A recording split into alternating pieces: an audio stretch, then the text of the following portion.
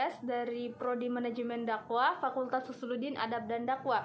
Kali ini saya akan menjelaskan mengenai mata kuliah saya, yaitu Manajemen Strategi, di mana pembahasan kali ini saya akan membahas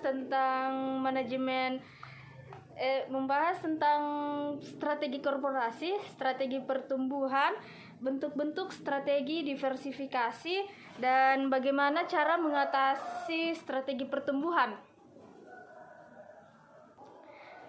Baik, pertama saya akan menjelaskan mengenai pengertian strategi korporasi.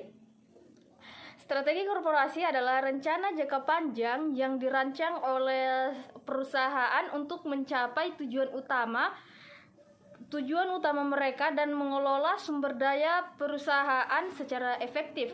Strategi korporasi melibatkan serangkaian keputusan tingkat atas yang mempengaruhi seluruh organisasi dan berfokus pada pertumbuhan alokasi sumber daya dan pencapaian tujuan jangka panjang perusahaan. Ada beberapa elemen kunci dalam strategi korporasi. Yang pertama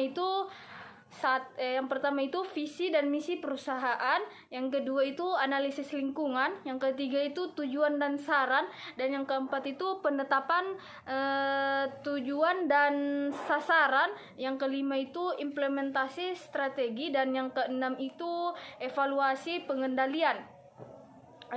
Terus langsung saja kita masuk di pembahasan kedua, yaitu mengenai strategi pertumbuhan.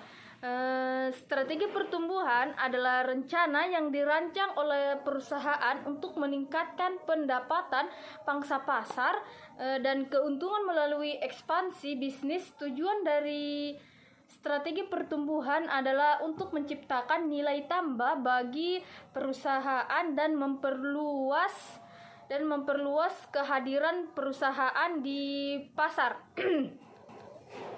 Terus ada beberapa juga strategi pertumbuhan yang umum diterapkan di perusahaan, yaitu 1. Pertumbuhan organik, 2. Akuisisi, yang ketiga itu diversifikasi, dan yang keempat itu aliansi strategis, dan yang kelima pengembangan pasar, dan yang terakhir itu inovasi produk. Kita langsung masuk lagi di pembahasan selanjutnya, yaitu bentuk-bentuk strategi diversifikasi. Strategi diversifikasi adalah strategi di mana perusahaan memasuki pasar baru dengan produk atau layanan yang berbeda dari yang sudah ada.